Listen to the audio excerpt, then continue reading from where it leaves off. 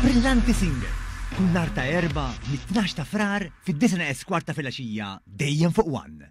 Il-Gvern irċieva ma' 300 sottomissjoni brabta mal-Malta Labour Migration Policy. Dan tħabbar mill-Prim Ministru u mexxej Laburista Robert Abela waqt żjara li għamel fil-lukanda Westin Dragonara Resort f'San Ġiljan. Il-ħadd intemmet il-konsultazzjoni pubblika brabta ma' din il-politika importanti tal-Gvern. Dwar dan Dr. Abela fakkar kif qabel l-2013 il-qatt kien problema ewlenija b'aktar minn 7,000 persuna ifittxu x-xogħol. Spjega kif Gvern Laburista ħoloq l-opportunitajiet fis-suq tax-xogħol b'ekonomija li trendi tant li l-pajjiż għandu ħafna xogħol.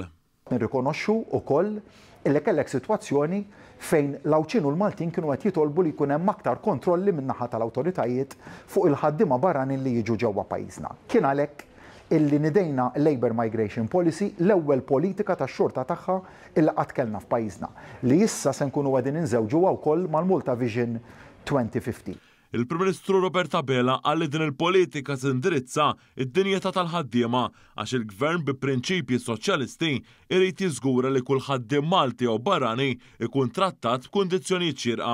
Fakkar kif din il-politika se tara jintlaħaq bilanċ bejn l-interessi tal-Maltin u l-Awċin li s-suq tax-xogħol ikun moqdi mingħajr il-bżonn ta' aktar ħaddiema milli meħtieġ u li min ħaddem ikollu biżżejjed ħaddiema u jibżalihom. Ma jfissirx li mhux se jiġu żjed ħaddiema barranin, jiġifier għal dak in-negozji li qed jibżgħu li mhux se jkollhom b'min jistgħu jaħdmu dik hija biża' fondata li forsi hemm min qed jipprova jxerred, però daqstant ieħor jidħol fis-suq tax-xogħol biss dak illi l-ekonomija tagħna teħtieġhom insemmi s-settur tas-saħħa, is-settur tal-ospitalità, is-settur tal-kura tal-anzjanità, is-settur ta' kura ta' persuni li għandhom diżabilità.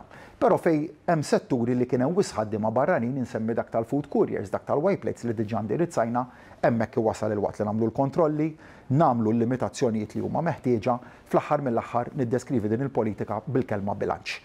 Dr. Abela qal li wara li ntemm il-proċess ta' konsultazzjoni se tidħol fis-seħħ it-tieni fażi tal-Malta Labour Migration Policy li se tara li dak propost jiġi implementat.